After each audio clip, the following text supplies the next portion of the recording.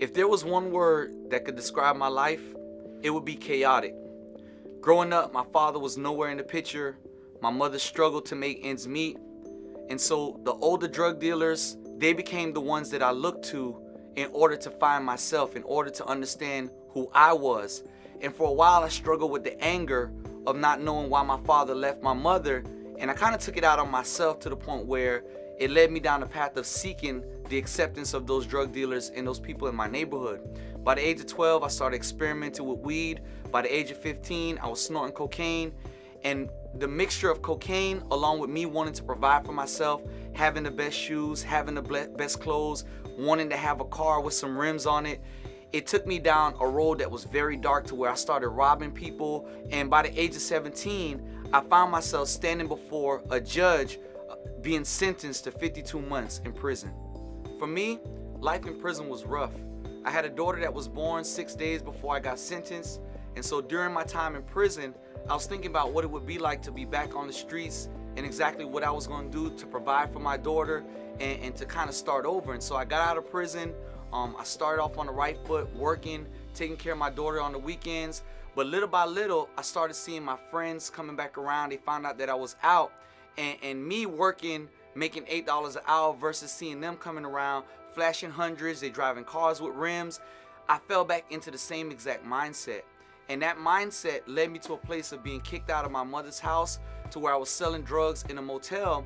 And it was in that motel that I kind of just got tired. I got tired of my addiction to cocaine. I got tired of wondering if I was going to die. I got tired of just living life reckless. And so in that place, everything that I had learned about God, everything that I knew about Jesus Christ started to resurface in my mind. And I found myself wanting to commit to this program that was there to help people in my type of situation, and that's exactly what I did. I got married. When I got married, because of my criminal background, it was hard to find a job to the point where me and my wife ended up homeless, and I spent 2 years in a shelter. And throughout that whole situation, the thing that I learned the most is maybe there was a reason why my father left my mother. Maybe there was a reason why people give up.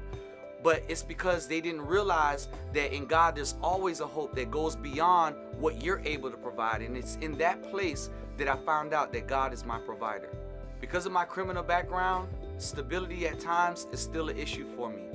But throughout the process of being in the shelter for 2 years, I realized that God is my provider because He provided me with my own place to stay, my own vehicle, and I've been a faithful husband to my wife for 9 years, providing for my family.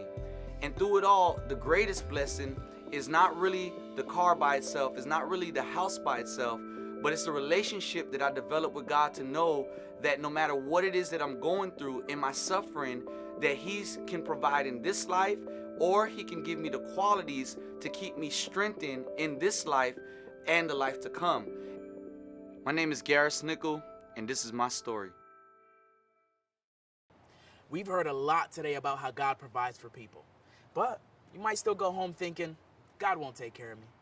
Well, maybe it's because you can't see Him and you can't see what He's asking you to do. It's like walking around with your eyes closed or getting up in the middle of the night and not turning on the light. How are you supposed to do anything in the dark?